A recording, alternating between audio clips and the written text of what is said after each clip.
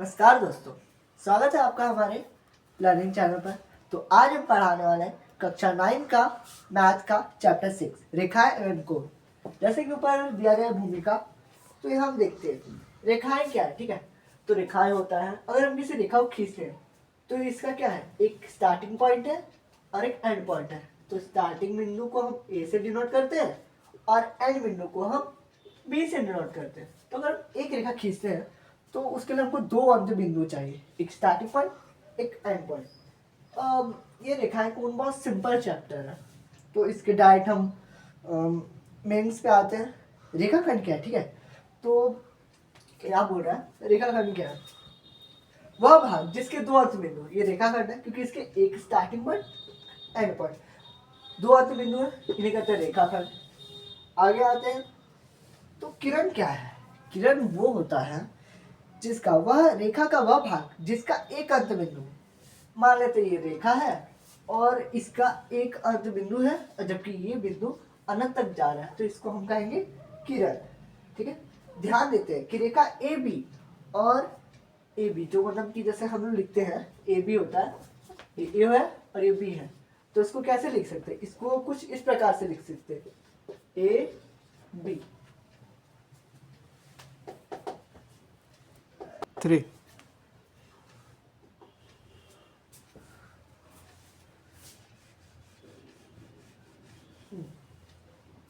तो जैसे कि हम जान सकते हैं कि रेखा किसे कहते हैं, 3 पॉइंट्स उठता है रेखा।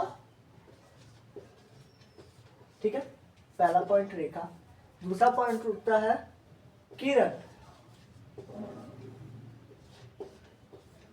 तीसरा पॉइंट उठता है रेखा किरण और रेखाखंड।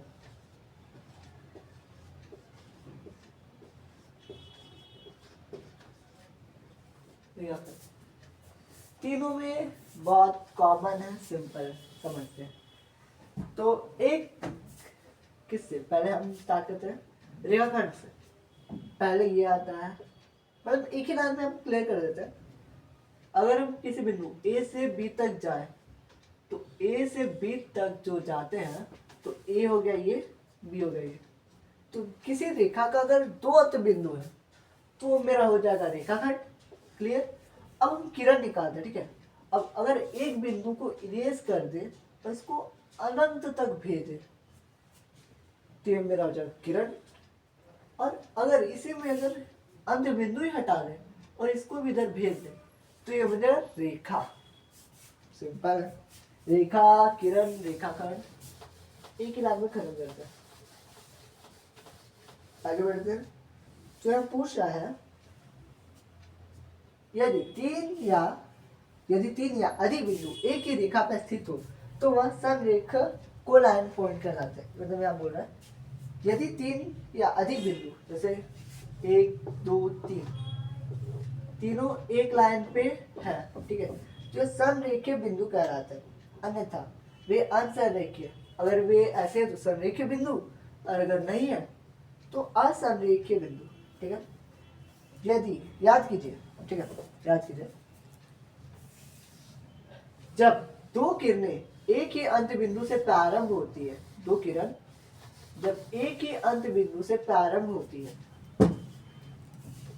एक अंत बिंदु, एक इधर जा रहा है एक इधर जा रहा है, जब दो किरण एक ही अंत बिंदु से प्रारंभ होती है तो एक कोण एंगल बनता है। देख सकते हैं यहाँ एक एंगल बन रहा है, ऑब्वियसली ये दिख रहा है 90 डिग्री का बन रहा है, तो ठीक है बनता है। कोण को बनाने वाली दो किरणें को भुजा कहते हैं। तो यहाँ पे जो ये एक लाइन है पॉइंट ए से बी तक, पॉइंट ए से बी तक जो लाइन है उसको कहेंगे भुजा। जो कि यहाँ भुजा क्या है, भुजा मेरा है ए बी और क्या है बी सी, क्योंकि यहाँ मेरा एक लाइन इधर पड़ा एक लाइन इधर पड़ा और बीच में जो बना ये मेरा बना है कोण। ठीक है, आगे बढ़ते हैं। ठीक है, और वह उभयनिष्ठ और अंत बिंदु कोण का कोण या शीर्ष, कोण का शीर्ष कहलाता है। ठीक है, आगे बढ़ते हैं, शीर्ष। और ये जो पॉइंट्स उठता है जो कोण बनाता है, तो ये होता है मेरा शीर्ष, वर्टेक्स। तो इसका शीर्ष कौन हुआ? तो शीर्ष मेरा होगा, शीर्ष मेरा होगा एंगल बी, क्योंकि यहाँ मेरा बन रहा शीर्ष।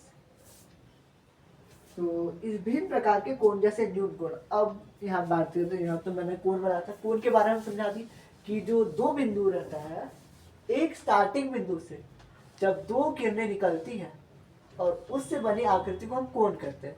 कोण की दो रेखाएं होती है और इसके दो भुजा और एक शीर्ष होता है।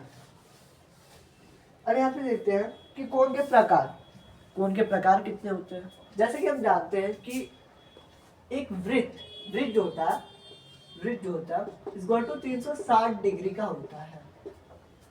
और इसका कुछ इस प्रकार से होता है, मान लीजिए कि वृत्त है और ये सेंटर से ये गया और ये गया, तो ये जो बनता है वो कुछ 380 डिग्री से कम होगा, पर 380 डिग्री के अंदर ही होगा। और अगर हम इसे इरेज कर दें और इसको घुमा के इधर ही ला दें, तो इसका मान पूरा हुआ 380 डिग्री। तो जब इसको हम कट करते हैं या इसी एंगल को उठा लेते हैं, ठीक है, इतना डिग्री हो गया, फिर ये हो गया इतना, बहुत सारा, मतलब कोण जो होता है ना, कोण डिग्री के हिसाब से कोण की अहमियत बढ़ती घटती है। फॉर एग्जाम्पल हम देख सकते हैं न्यून कोण, जैसे न्यून कोण, न्यून कोण हिंदी को आप समझने का प्रयास करें। न्यून कोण क्या होता है? न्यून मतलब होता है कम,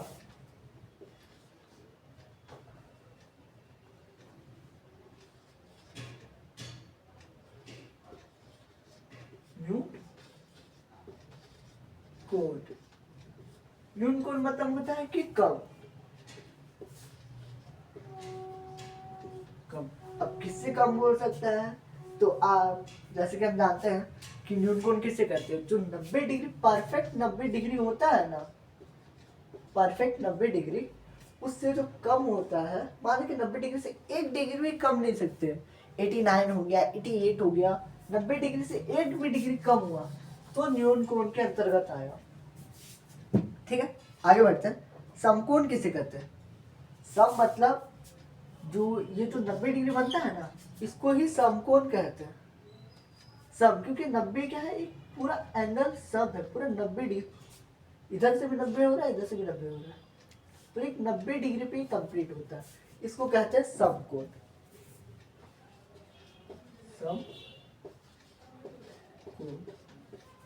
समकोण जो बराबर होगा हमारे 90 डिग्री इतना।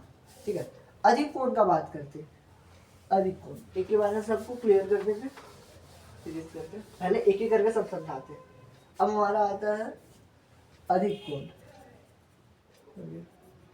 अधिक कोण, अधिक कोण जो होता है 90 डिग्री से अधिक होना चाहिए, 91 हो सकता है, 91, 90 से एक भी प्लस हो गया वो अधिक कोण के अंतर्गत आएगा।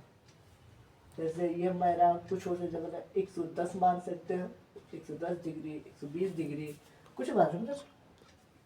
तो फिर ये हो गया मेरा, क्या हो गया, अधिक कोण।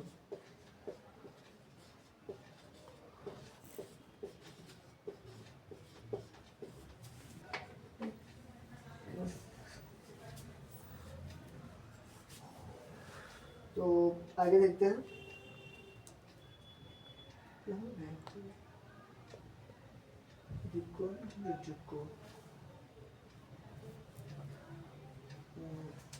थ्री, आगे बढ़ते हैं। ऋजु कोण क्या होता है? ऋजु कोण जैसे कि हम जानते हैं समकोण होता है 90 डिग्री, तो ऋजु कोण होगा पूरा 180 डिग्री। ये होता है हमारा ऋजु कोण। ऋजु कोण हमारा 180 डिग्री का लाएगा। उसके बाद ठीक है, वह कोण जो 180 डिग्री से अधिक हो परंतु 360 डिग्री से कम मापा जाता है, एक प्रतिवर्ती कोण बनाता है। हमारा हो गया, ये था हमारा क्या, ऋजु कोण। अब एक प्रतिवर्ती कोण, ठीक है, ये तो ना हमारा समकोण है, ना अधिक कोण है, ना न्यून कोण है, तो ये हमारा एक नया कोण बनता है, प्रतिवर्ती कोण, जो मूविंग करता है। 3.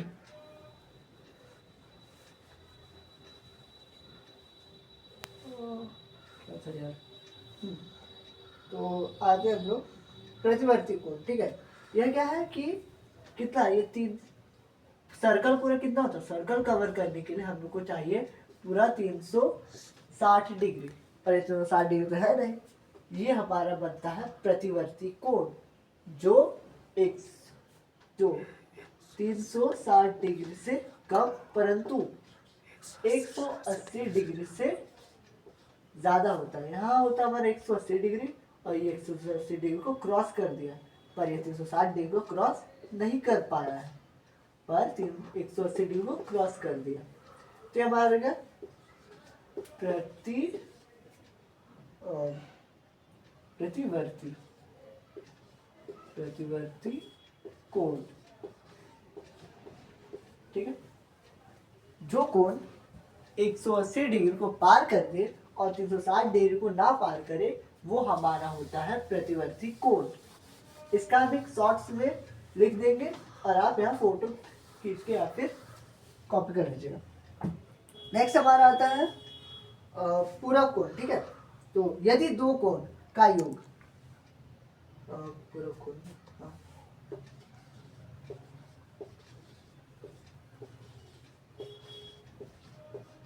नेक्स्ट हमारा आता है पूरक कोण, ठीक है। यदि दो कोण का योग दो कोण का योग एक सम कोण के बराबर है, तो ऐसे कोण को पूरक कोण कहते हैं। जैसे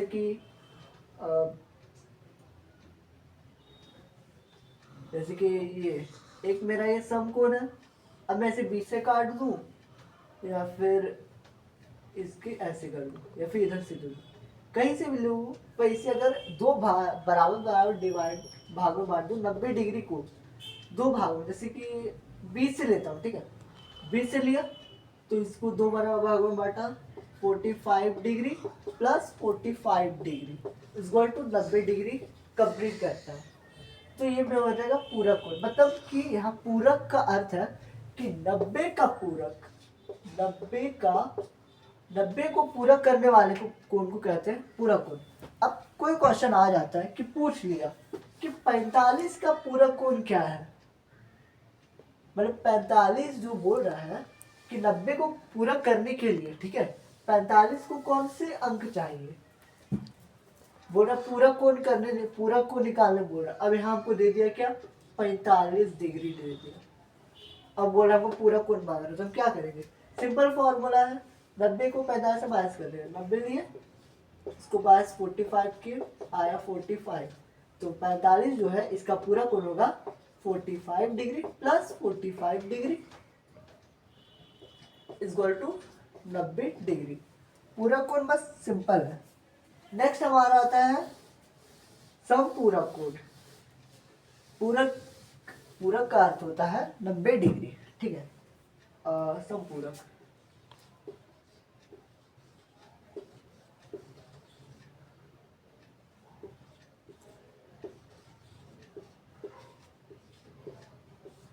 समपूरक कोण, ठीक है।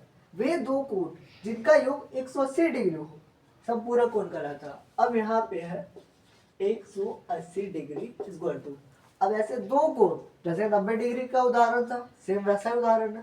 तो बोल रहा है कि ऐसे दो कोण जो मिलकर 180 डिग्री बनाते हो, उन्हें समपूरक कोण कहते हैं। फॉर एग्जाम्पल 90 ले लेते हैं, 90 degree plus 90 degree equal to 180 degree का निर्माण करेंगे। ये एक रेखा, ये एक रेखा है। जब एक सीधी रेखा में होता है तो उस पे जो बनता कोण है ये पूरा 180 डिग्री बनता है। अब इसको क्या करूँ, मैं ऐसे भी कर दूं तो भी ये दो कोण मिलके 90 डिग्री बनेगा, और अगर मैं ऐसे भी कर दूं तो भी ये दोनों कोण मिलके 90 डिग्री बनेगा। या फिर कहीं से भी, या फिर नीचे से क्यों नहीं मैं कर दूं, 90 डिग्री ही 180 डिग्री ही बनेगा। पूरक कोण में पूरक संपूरक सेम ही है, बस पूरक निकालने के लिए हम लोग को 90 चाहिए और संपूरक निकालने के लिए हमको 180 चाहिए। क्वेश्चन आता है, इस पर थोड़ा ध्यान दें। अब हम आगे बढ़ते हैं। आसन कोण क्या है, ठीक है।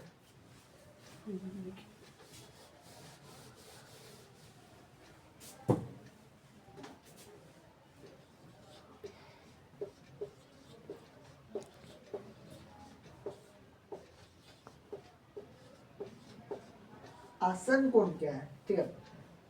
यदि उनमें एक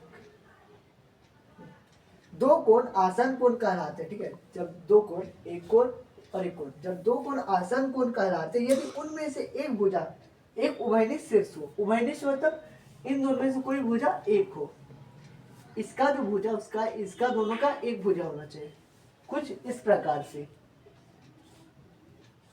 ये भी एक कोण बना रहा है और ये भी एक कोण बना रहा है, पर समानता क्या है दोनों में कि दोनों का एक शीर्ष उभयनिष्ठ है। दोनों में क्या एक चीज कॉमन है, ये भी इसके लिए है और ये भी इसके लिए, तो ये मेरा हो जाएगा आसन कोण, ठीक है। भुजा हो और उभयनिष्ठ शीर्ष हो, एक उभयनिष्ठ भुजा और उभयनिष्ठ उनकी भुजा, वे भुजा जो उभयनिष्ठ नहीं है उन्हें उभयनिष्ठ भुजा के विपरीत अवस्थित हो। चलिए आसन कोण समझ चुके हैं, क्लियर। कुछ नहीं, बस बीच का मतलब दो कोणों के ऐसा एंगल जो दो कोणों को मिला दे उभयनिष्ठ भुजा कहलाता है आसन कोण, ठीक है, ठीक है। तो इस चैप्टर में हम अभी सिर्फ भूमिका ही कराने वाले हैं। आसन कोण हो चुका है, ये भी हो चुका है, ठीक है। नेक्स्ट हमारा आता है रैखिक युग्म। रैखिक युग्म क्या होता है, ठीक है। तो पहले आकृति बना लेते हैं। ए पॉइंट बी,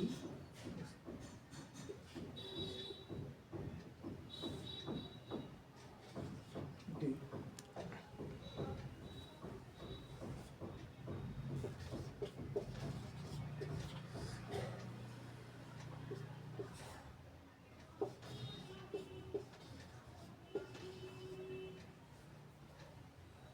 हाँ देखिए यहाँ पे एक इम्पॉर्टेंट लाइन, ठीक है, याद रखिए। एंगल जब बनता है, ठीक है, एंगल जब बनता है तब जो बीच वाला जो होता है ना, बीच वाला छोड़िए, उस पर उतना डीपली नहीं जाते हैं, बहुत ज़्यादा हो जाएगा, ओवर हो जाएगा। बस थोड़ा समझने भर के लिए आप समझ जाइए, ठीक है। रैखिक, ठीक है। तो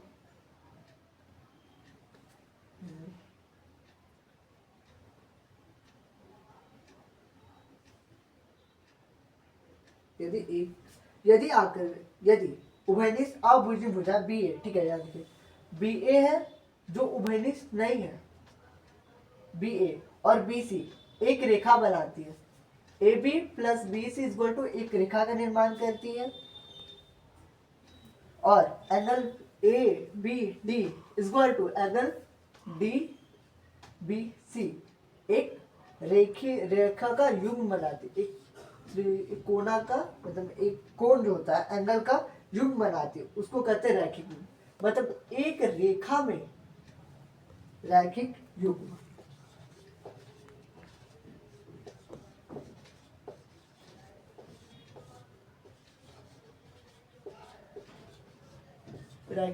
रैखिक नाम से समझ में आ रहा है कि एक रेखा में दो कोण द्वारा बना गया आकृति को रैखिक युग्म कहते हैं। इसमें एक ही रेखा पे दो कोण एक युग्म का तरह बनाते हैं। देखिए इसमें आसन कोण आता है, जैसे देखते हैं आसन कोण कि एक ये एंगल है और एक ये एंगल है, तो इन दोनों का उभयनिष्ठ भुजा ये हो गया। उभयनिष्ठ मतलब दोनों का एक ही भुजा होना चाहिए, उभयनिष्ठ भुजा ये हो गया। पर यहाँ क्या बना, रैखिक युग्म बन रहा है। तो दो कोण जब बनते हैं तो ये रैखिक युग्म का निर्माण करते हैं। और रैखिक युग्म कौन कौन से हो गए, एंगल ए बी सी और angle A B D.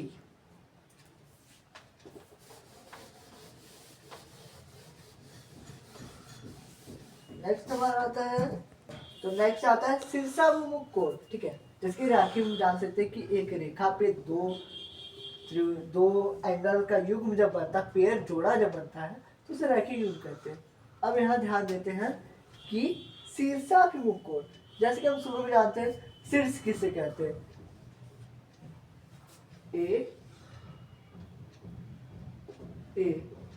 B C, एक बिंदु, दो बिंदु, तीन बिंदु, क्या आप बता सकते हैं इसमें शीर्ष कौन है? पहले बता चुके हैं कि जब एक एंगल बनता है तो जब दो बिंदु, एक बिंदु से जब दो रेखा निकलती है, दो रेखा निकलता है, तो जो यहाँ से निकलता है उसको कहते हैं शीर्ष, और ये जो बनता है हमारा इसे कहते हैं रेखा या फिर भुजा। तो यहाँ पूछा है शीर्षाभिमुख। शीर्ष यहाँ शब्दों का अर्थ समझे, ठीक है।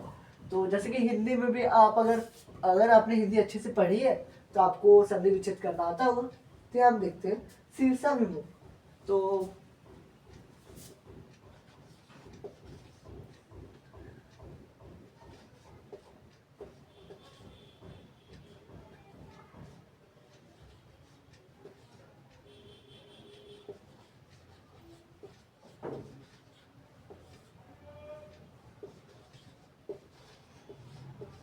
अब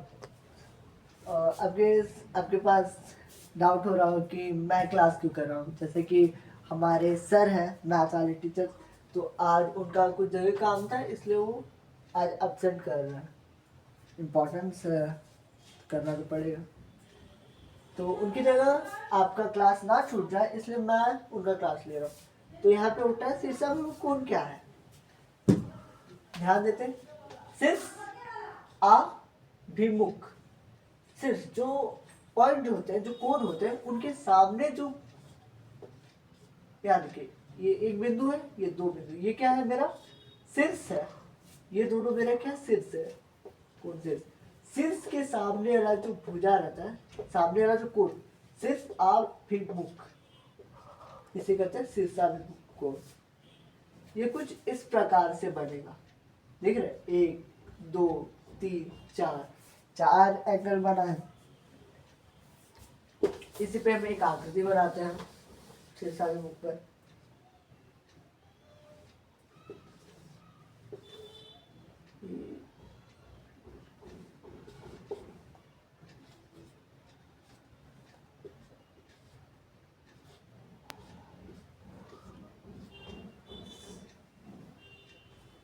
ठीक है, जो दो रेखाओं, ठीक है, ए बी और सी डी को परस्पर बिंदु, ए बी और सी डी को परस्पर बिंदु ओ पर प्रतिच्छेद करने पर बनते हैं, ठीक है। यह शीर्षाभिमुख कोण के दो युग्म है, इसके दो युग्म है।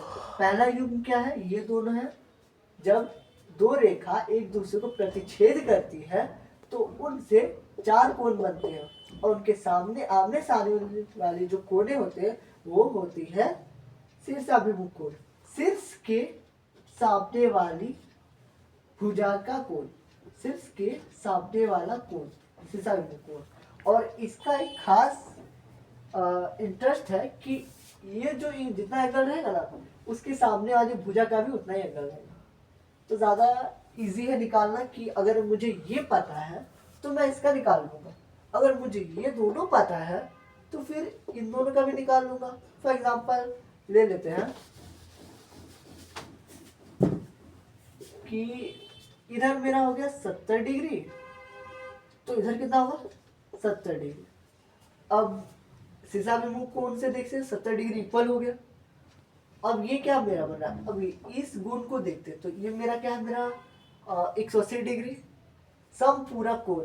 अब यहाँ पे एक टॉपिक होता है समपूरक कोण। अब बताइए समपूरक 180 डिग्री हमको पूरा करने के लिए हमको क्या करना पड़ेगा, तो सिंपल -70 कर देंगे, 70 माइनस करेंगे तो 110 होगा। तो ये मेरा कितना हो जाएगा, मेरा 110 डिग्री।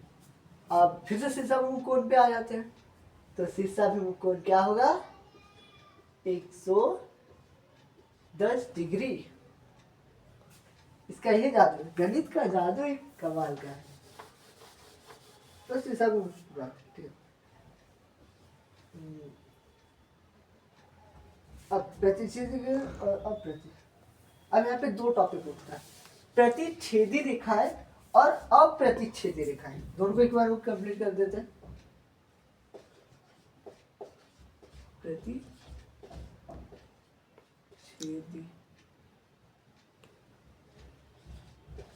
प्रतिच्छेदी रेखा और प्रतिच्छेदी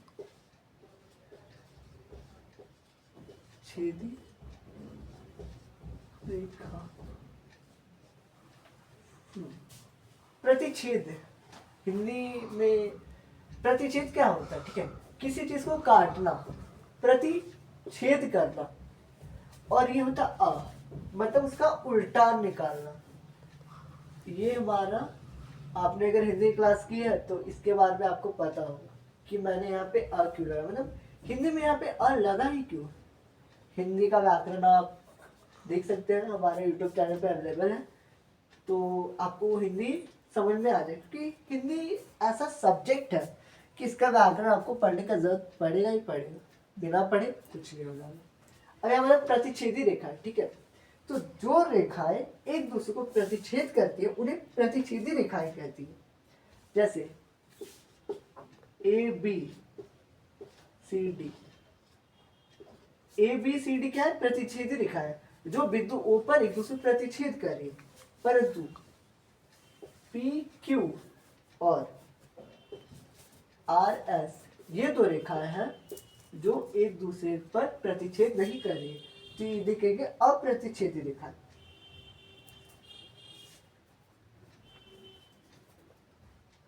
अब चलिए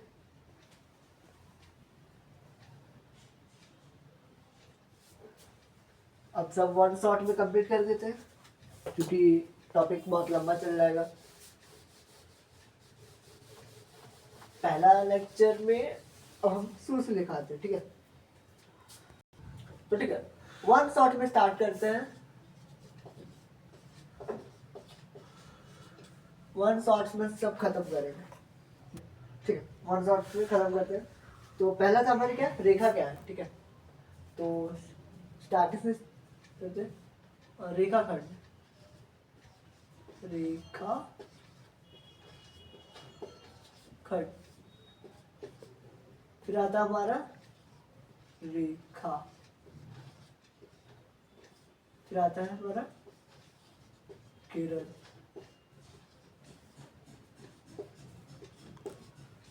फिर क्या है,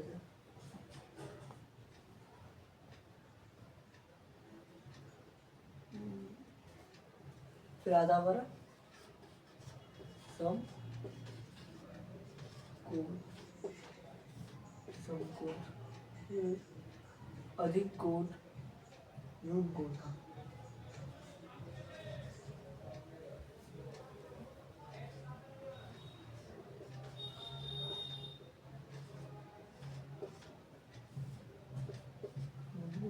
समकोण, न्यून कोण, अधिक कोण।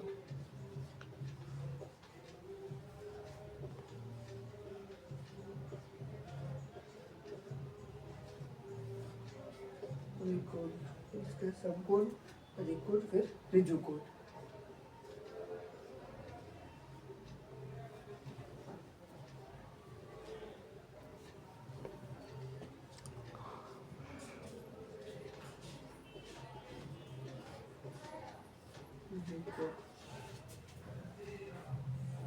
ऋजु कोण, प्रतिवर्ती कोण।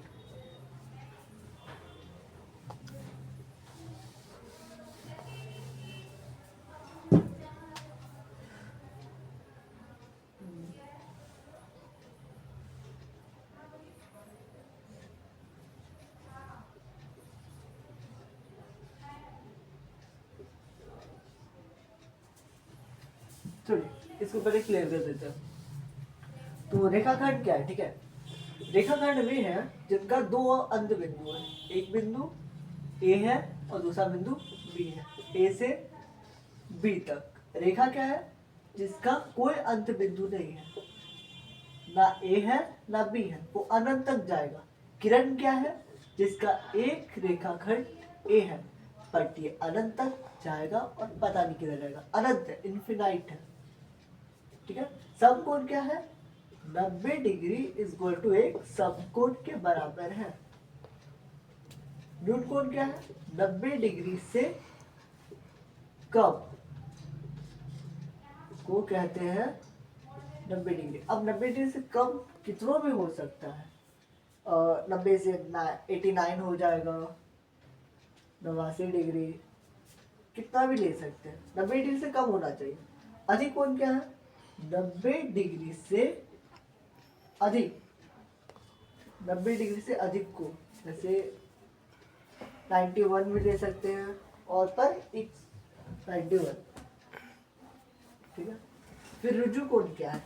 तो जैसे कि मैंने बोला था कि 180 डिग्री को ही हम कहते हैं ऋजु कोण, जिसका मान पूरा 180 डिग्री रहता है।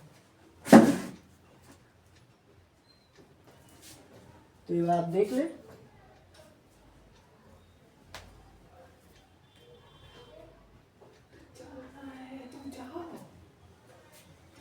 हो गया, चलिए रेस करते हैं। अगर इससे कुछ डाउट हो तो कमेंट बॉक्स खुला है।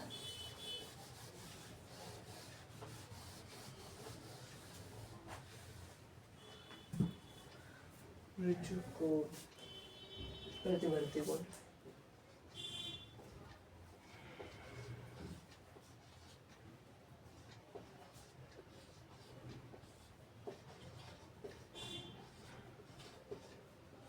प्रतिवर्ती कोण,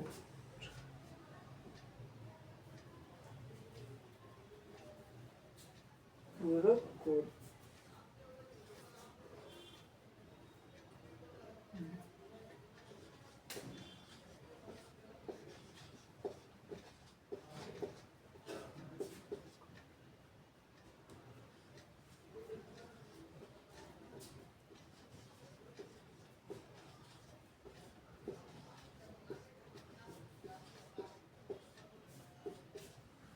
पूरक कोण, आसन कोण,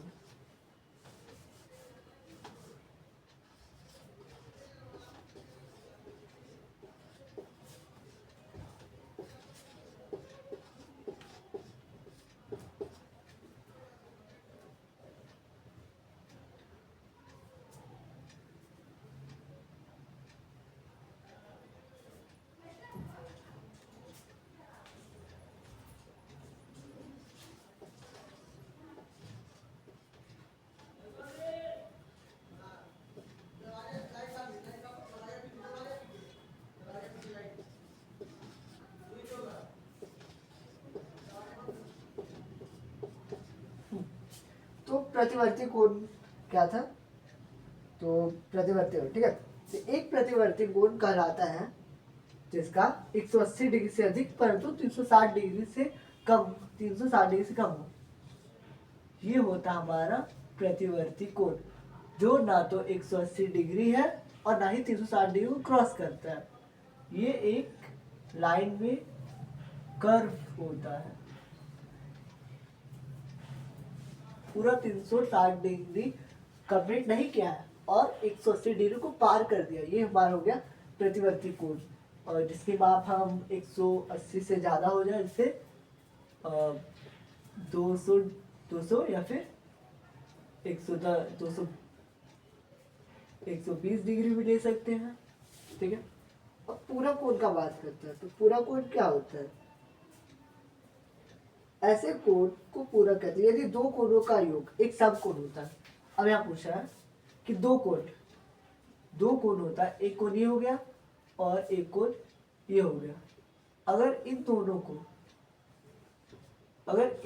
कोण को जोड़ने पर इक्वल टू मान होता है हमारा 90 डिग्री, तो ये हमारा होता है पूरक कोण। जैसे कि हम जानते हैं पूरक कोण इक्वल टू होता है 90 डिग्री। पूरक कोण हमारा होता है 90 डिग्री। तो ऐसे दो कोण हमें चाहिए जिनका जोड़ने पर 90 डिग्री प्राप्त होता है। समपूरक कोण क्या होता है? मतलब ऐसे दो कोण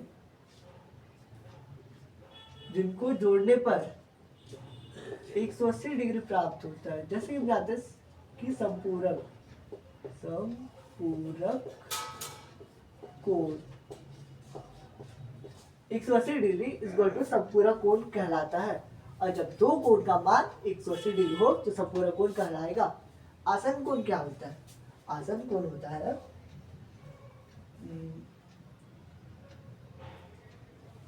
जब दो कोण का एक ही शीर्ष, एक ही भुजा, उभयनिष्ठ स्थूल।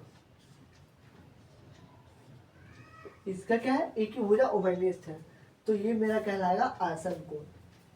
फिर आगे आते हैं शीर्षाभिमुख कोण। जब कटता है, जब दो रेखा एक दूसरे को काटती है, तो उन दोनों के मिलने से जब वहां पे कितना कितना शीर्ष है, 4 शीर्ष है, तो आमने सामने की जो होता है वो इक्वलिटी को दर्शाता है। अगर अगर हम किसी भी तरीके से, या फिर ऐसे ऐसे काटे, ऐसे ऐसे काटे, या फिर कैसे भी काटे, इस इक्वल होगा, आमने सामने की भुजा इक्वल टू होती है। तो वन शॉट कंप्लीट हो चुका है, और अब आपको बताना चाहते हैं कि हमारे साथ हमारे टीचर्स भी जुड़े हुए हैं, तो मैं आपको बुलाना चाहता हूँ, आइए सर। नमस्कार दोस्तों, कैसे हो आप लोग। आपको स्वागत है भाई आज शुभम सर की क्लास में। आपको कैसा लग रहा है आप कमेंट कीजिएगा कि शुभम सर कैसे पढ़ा रहे हैं, रेटिंग दीजिएगा। शुभम सर और विवेक सर में कैसा मतलब आपको लग रहा है, दोनों सेम है तो वो भी ठीक है, नहीं तो ऊपर नीचे भी रेटिंग कर सकते हैं। तो आप अपकमिंग में जो क्लास 10 का और 9 का जो बैच आने वाला है अगले साल, उसमें ही शुभम सर ही मैथ पढ़ाएंगे। मैं आपको ये गारंटी देता हूँ, ठीक है। शुभम सर ही मैथ पढ़ाएंगे अगले साल, जो क्लास 9 और 10 का बैच आएगा उसमें शुभम सर ही मैथ पढ़ाएंगे। तो आप लोग सिर्फ अपना तैयारी जारी रखें, क्योंकि पैटर्न चेंज हो गया है। तो ये वीडियो थोड़ा लंबा बन रहा है, तो आप मेरा वो वाला वीडियो देख सकते हैं जिसमें मैंने पैटर्न के बारे में बताया, ठीक है। तो इतना आप लोग इनके साथ पढ़िए, तो हम जाते हैं। चलो एक बार आप वन शॉट ले लीजिए, हो गया, बंद कर दीजिए।